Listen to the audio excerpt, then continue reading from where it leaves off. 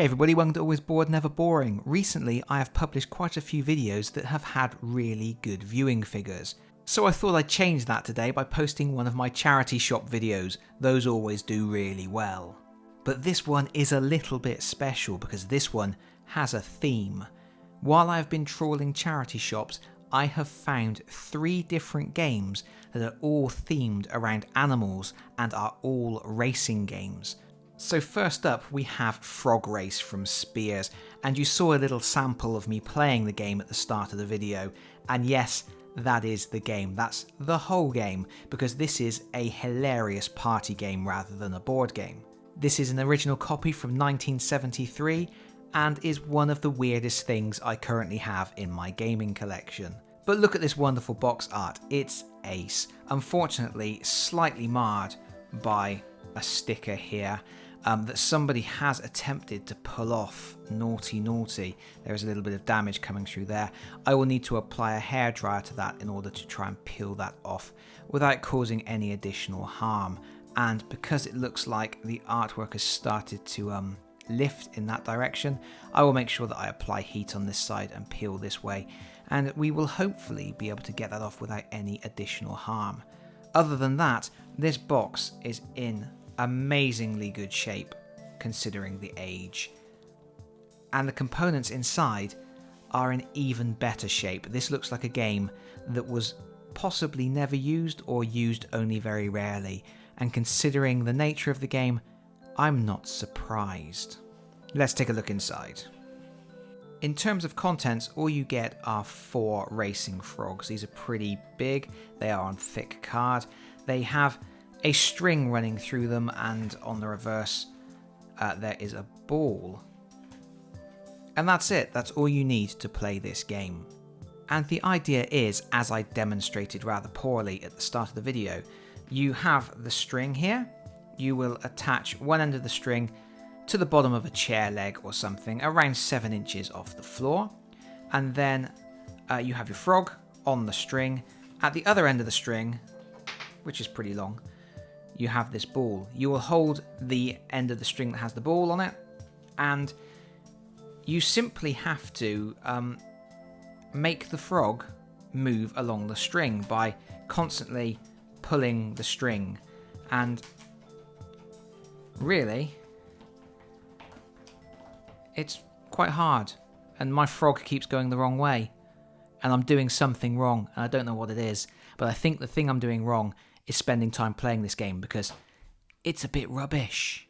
It's a really neat thing from the past, it's quite an interesting concept, but I cannot see myself ever setting this up to play. It's weird. So let's move on to something else. This is Dogsbody from the Berwick Masterpiece series from 1975, just a few years after that Frog Race game from Spears, and look at the difference in the quality of the art. There's one thing that could be said for Spears, was they knew how to make beautiful box covers. But this is a children's game for 2 to 4 players, age 5 and over, and probably the most interesting thing about this is it comes with some cute little animal figures. Let's take a look inside the box. Look at these guys, these are cute, they are showing their age. A lot of the paintwork has rubbed off of them, and you get 5 of these in total. On some, the paintwork makes them look a little bit terrifying, but nevertheless, it's a cute little addition. This one seems to be in the best condition of the lot, but look at those eyes, that's a devil dog. But besides the cute doggies, you get this board with the 5 different dogs on it, the Boxer, Alsatian, Spaniel, Collie and Foxhound. This is going to go in the centre of the table, and you will place your plastic animals on the relevant image. You then get 20 of these pretty flimsy and bizarrely shaped cards. There are 5 sets of 4, which create the 5 different dogs, as you can see here. And then you also get a bag of 20 cute little doggy bones. And the way the game works is pretty straightforward. The deck of cards is dealt out to the players, and then everybody will look at their hand of cards, and at the same time they will all select one card and pass it face down to the player on their left. The idea is you want to get a complete set of 4 cards to be able to create an image of one of the 5 dogs in the centre of the board. Once you have a complete set of 4 cards, you shout Dogsbody. At that point, all the other players at the table, but not you, will place all of their cards face up in front of them, and then everybody has to look really quickly at all of the cards that are face up on the table to see if they can figure out which dog you are holding in your hands. Once somebody thinks they have figured it out, they have to quickly grab the plastic dog from the board that represents the dog they think you have built. If they are right, they win a bone. And then you will also win a bone for being the person who completed the set in the first place. You then shuffle up the cards and play another round, and this continues until one player has collected 5 bones. So in each round there will technically be 2 winners. There will be the player who managed to assemble the dog in the first place, and then there will be the player who correctly identified which dog that player made and grabbed the plastic piece. And yes, this isn't strictly a race game, but it is a twitch game. It is one of those games where you have to very quickly look at what's going on and then grab something from the table. So it's got a little bit of a race element to it. It may be a stretch, but I had to theme this video somehow. But that's pretty much all I have to say about this game. It's a neat little idea again. It's a very old game. The quality of the components aren't great. The dogs are fine, but the cards are really flimsy. It's another interesting little snapshot of gaming from the past, and it's nice to have a complete game, especially considering it has all those little bones, which are the kind of things that easily get lost. But now we come to the main attraction. This is Camel Up. I found this in a local charity shop for £2. And not only is it absolutely complete, it was unplayed.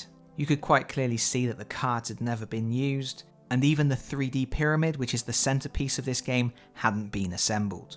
Of course, it should be noted that this is an earlier edition of Camel Up. There is a newer edition out now that has a plastic pyramid and it includes an expansion, but for £2, how could I leave this on the shelf?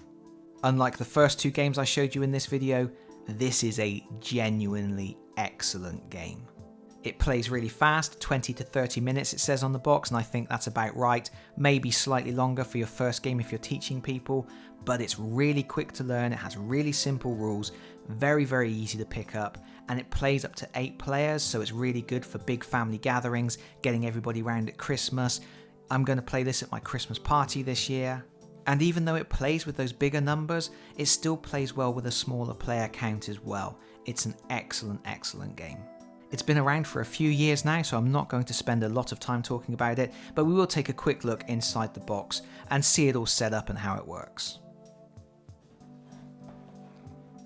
I think one of the really nice things about this game is it has an amazing table presence. The artwork is fantastic, the board looks really bright and colourful and makes you want to get involved in the game. And it has this super cool 3D pyramid which rolls the dice. The dice are inside here, and there is a little mechanism here that you push like this, and when you push it, it opens up a hole in the top of the pyramid. So when it's time to roll the dice, you roll the dice to randomize which camel is going to move, and to do that you just flip the pyramid upside down. You press the lever, let go, lift up, and there we go. We have rolled a 1 on the orange dice. That means our orange camel will move 1 space. That's pretty nifty. The camels are also nifty. Even though they are made of wood and they are flat, they have a really nice toy quality to them, because part of the nature of the game is that the camels will stack up on top of each other as you play. Uh-oh, that one fell off. But they are designed to stack up, and you can have all 5 camels sitting on top of each other. So there's a really nice tactile game toy quality to it, as well as being a really interesting board game in its own right. And this is effectively a gambling game, but it's a gambling game where you don't really have to know anything about gambling, so you're absolutely fine playing this with younger children. And because it's a gambling game where the main focus is on predicting which camel will win, you don't have a camel of your own when you're playing. Instead, you are controlling one of the spectators who is placing bets. And the game plays out in a series of legs. Each leg will involve every camel moving once. You basically activate the pyramid 5 times, and that will determine which order the camels move and how far they move. Once all 5 camels have moved, you will put all the dice back in the pyramid and you will start a second leg, and you will continue playing legs until 1 camel crosses the finishing line, which basically means going once all the way around the board. And on your turn, you have a choice of 4 different things you can do, and you can only do one of them each turn, and it's almost always a really difficult choice. The first thing you can do is predict which camel you think is going to win the current leg. To do that, you will take the top tile from the leg betting stack for the particular camel that you think will win. At the start of each leg, there will be 3 of these tiles for each coloured camel. And you can see that the top tile says that if the camel wins, you will get 5. If the camel comes in second place, you will get 1 coin. And if it comes in the 3rd, 4th or 5th place at the end of that leg, you will lose 1 coin. And once that tile is gone, obviously nobody else can take it in that current leg, but they can take the next tile in the stack, or in fact, on your next turn, you could take the next tile in the stack if you are really convinced that camel is going to win the leg. But you can see, if the camel wins on this tile, you will only get 3 coins, and then if you are the 3rd person to take a tile and that camel wins, you will only get 2. So there is a risk-reward element here. If you bet early and you think that the camel is going to win, you can take the top tile, and if you are right, you will win more coins. But of course, there is more risk of you being wrong because you have placed your bet so early on. You can choose to wait if you prefer, but if you do, you have less chance of winning a lot of coins. And one of the interesting things about this game is the fact that the camels, if they land on each other, will stack up. And the camel at the top of the stack is considered to be in front of the camel underneath. And this can make it really difficult to determine who is going to win the current leg, or indeed the overall race. Because in our example here, we can see that white is currently in first place because white is sitting on top of blue. However, if at any point white activates, then white will jump off of blue and move forwards. And then let's assume that on the next dice, blue will move 1 space. Now blue will be sitting on top of white, and blue is in first place. But of course the other camels still haven't activated, so maybe yellow will come forwards and sit on top of blue, and then yellow will be in first place. What can make things even more complicated is if a camel lower down the stack moves. Because when a camel lower down the stack moves, they take all of the camels on top of them with them. So in this particular situation, if white was to move again, they would move and they would take blue with them. So even though white has moved forwards, blue has gone too, and blue is still in first place. If the camels are clustered up together and they keep hopping on each other, bouncing around, it can be really quite difficult to figure out where you think the winner will come from. And that can be even harder to work out because one of the actions that players can do is they can play a desert tile onto the track. These are the desert tiles and they are double-sided. On one side we have the beautiful oasis. If a camel lands on your oasis that you have placed on the track, you immediately gain 1 coin. Furthermore, that camel gets to move forward 1 space. However, on the reverse of the tile, there is a mirage. If somebody lands on your mirage, you still get a coin, but the camel will move back 1 space instead. And this is really interesting because when they move backwards, they don't move backwards to the top of the stack on the previous tile, they will move backwards to the bottom of the stack. Let me illustrate with our board here. Let's say we have rolled a 1 on the blue dice, so our blue camel is going to move forward 1 space. We do that and we can see that we have landed on the red player's oasis. Immediately the red player will gain 1 coin, but then the blue camel will move forwards 1 space again. So we will go forwards to here. This has benefited the red player, giving them a coin, but it has also meant that the blue camel has extended its lead. That will make it easier for people to predict where that blue camel is going to end up at the end of the leg. But what would happen if that tile wasn't an oasis and the red player had decided to play that tile as a mirage instead? This time, our blue camel will move forwards 1 space onto the mirage. As before, the red player will gain a coin, but now the blue camel has to bounce backwards 1 space. And because of how the mirage works, the blue camel doesn't bounce back on top of the white camel, it bounces back underneath. So we go back here. And now, even though the blue camel advanced forwards 1 space, it has ended up behind the white camel that was previously behind them. The third thing that a player can do on their turn is predict the overall winner or loser of the race, not just that leg. Each player gets a hand of 5 cards. They have 1 card for each camel in the race. At any point, if they feel that a particular camel is going to win, they can take the card and secretly place it over in the winning slot. and that will then sit there for the rest of the game. Alternatively, if they think a particular camel is going to lose, they can place that camel's card on the losing space instead. Those bets are locked in, they cannot be changed at any point, and then at the end of the game, you will flip over those stacks of cards and you will resolve them in order. In each case, the first person to get a correct prediction will win 8 coins, the second player to get a correct prediction will get 5 coins, a third player to get the correct prediction will get 3 coins, the fourth player will get 2 coins, and the fifth player to place a bet that is correct will get 1 coin. However, for each incorrect bet, you will lose 1 coin. For example, if at this stage I have predicted that blue is going to win the race, I will place my blue card face down on the winner's stack. I am the first person to play a card to that stack, so at the end of the game, if blue camel wins, I get 8 coins. However, if blue doesn't win, I lose 1 coin. So as with betting on the legs, there is a risk reward thing there. You can place your bet nice and early so that if you are correct, you get more points. However, you are much more likely to bet incorrectly, which means there is more risk of losing coins.